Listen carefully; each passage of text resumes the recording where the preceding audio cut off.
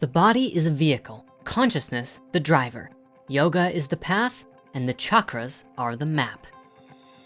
So, continuing on our journey into the chakras, if you haven't guessed by now, understanding the chakras is akin to understanding the cosmic universal flow. It's a scaling and harmonizing of vibration between polarized frequencies. Just looking at the waveform alone, the vibration of red and the vibration of blue are undoubtedly completely different, and our chakras are the exact same way.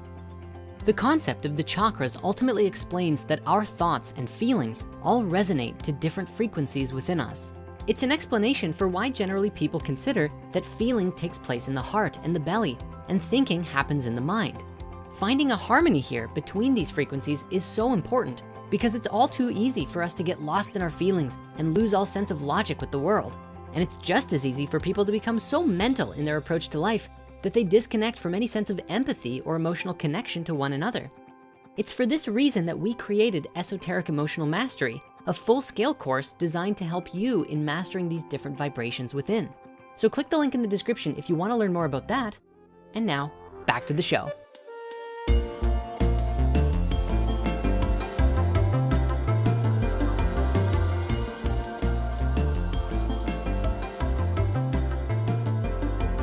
Now, when a person is living within the realm of one particular chakratic energy, their whole world can be colored by the energy of that frequency. It's kind of like a lens through which everything in existence is interpreted for us. In order to explain this clearly, here's an example. You remember the qualities of each chakra that we talked about earlier? Again, briefly, the overview is survival, sex, willpower, love, expression, mindfulness, and finally, higher understanding. So when a soul, sometimes also known as a little fractal of that which we sometimes call spirit, cosmic consciousness, or God, comes into a new reality in the cycle of incarnation, which is a long way of saying when a baby is born, they have one thing on their mind and one thing only, survival. They want to be able to survive and stay here to support their physical existence as long as they can. Their whole focus is on being able to survive. They're almost entirely dependent on their guardians during their formative years, and generally speaking, it's the mother and the father who take up that role. Depending on how well mommy and daddy make the infant feel safe and nurtured, the quicker the child can transcend and move on to the next level. Nursing is also a natural way to bring the child into a state of safety, as well as explore the next chakra simultaneously.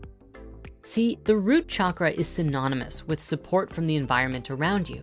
And if a child is growing up in an unsafe space, or there's a lack of nurturing to keep the child feeling safe and explorative, it will take longer for a solid transition to take place and can even cause long-term damage to the understanding of the child, and they could grow up with many traumas, anxiety, and pain.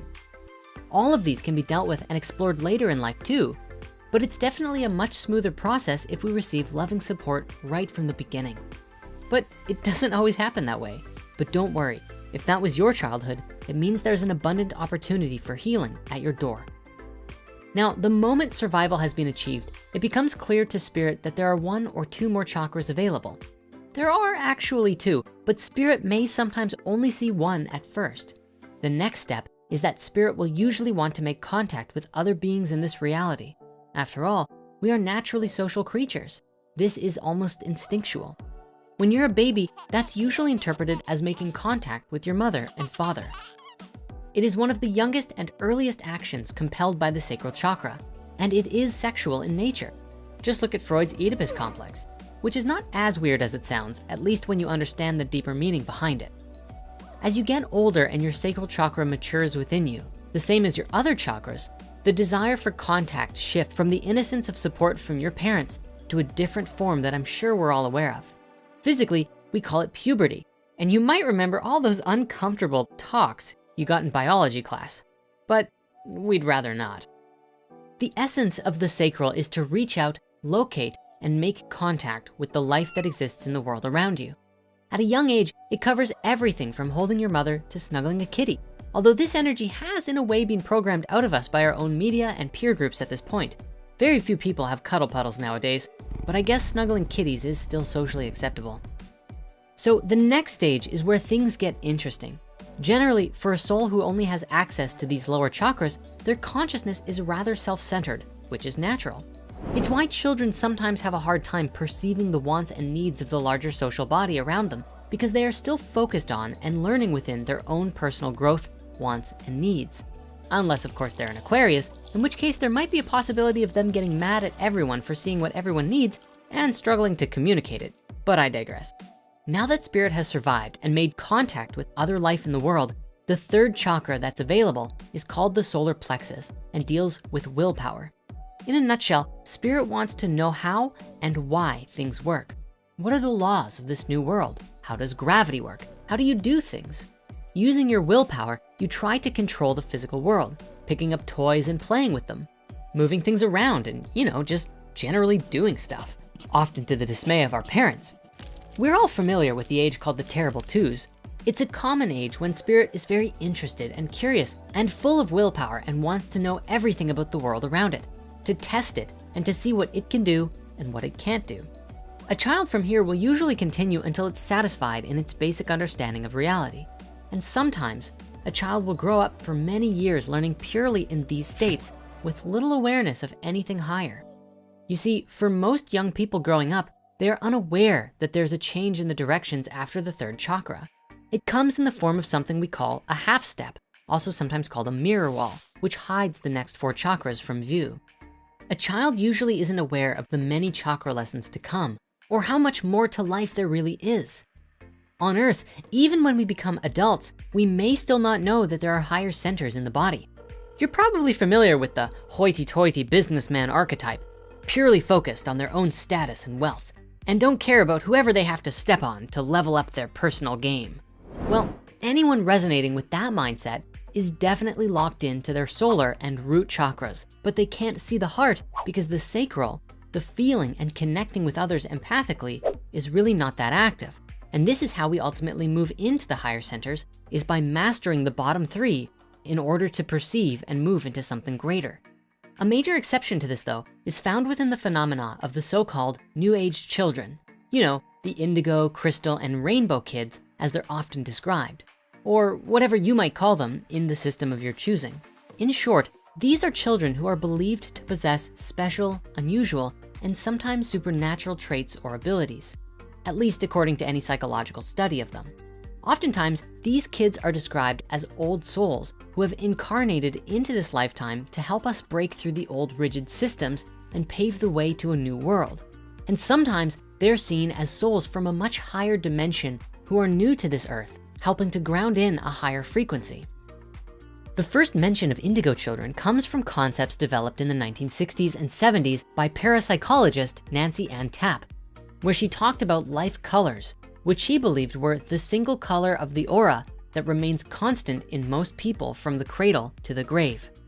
As the world moved into the psychedelic revolution of the 60s and early 70s, Nancy noticed that reports of children with indigo auras being born were growing up and getting much more common as we were evolving as a species.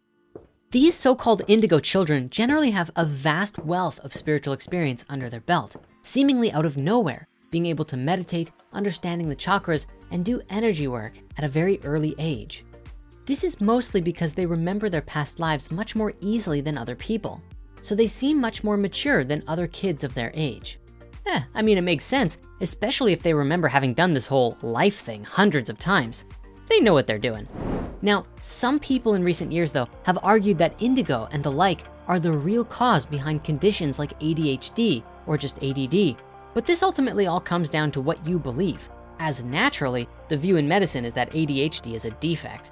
I also wonder how low-vibing foods that many kids are eating affects them on a cellular level. But hey, we have a Healing with Food movie if you wanna go deeper onto that topic. Regardless, on the subject of ADD, while today it's classified as a disorder, if you're a parent, the idea of having a gifted child is much more appealing than the idea of a broken one. And it may inspire creative action to support them rather than just feeling terrible that your problem child sucks, Because let's be real, they don't suck. They're awesome. They just need some unique support in being able to see it and tap into the magic within them. We're actually working on a course for conscious parenting inside of Spirit Mysteries, and we'll keep you posted on how that's coming along soon.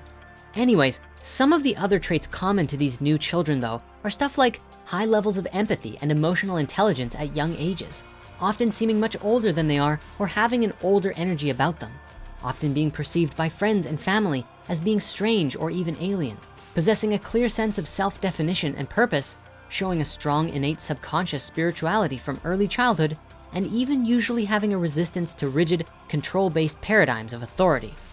We sometimes even see natural or innate spiritual wisdom and gifts coming through these children in immaculate splendor. However, it's important not to put too much thought into labels or how we define these spiritual gifts, as there is definitely not any kind of true hierarchy to this stuff. Just because some of us come into spirituality at a much older age doesn't mean that we're any less spiritual than some of the new generation. Especially if your auric field describes whether you're an indigo, rainbow, or crystal child, then putting in the effort to raise your vibration and evolve your consciousness can help you to become any kind of being you wish to be. With practice, an indigo child can become a crystal child. With more practice, a crystal child can become a rainbow child. And with psychedelics, any child can become Thoth the Atlantean. I'm just kidding, please don't give psychedelics to children. Also, if anyone tells you that they are more sensitive or more spiritual than you, chances are they're caught in a little ego trap of their own. As Jesus put so eloquently, get that speck out of your eye before you try and say there's a log in someone else's. Okay, I'm paraphrasing, but you get the point. Ultimately, much of this world is still living in the first 3 chakras right now, but that is changing fast, especially with the help of these new generations of super psychic kids. Mother Earth is waking up.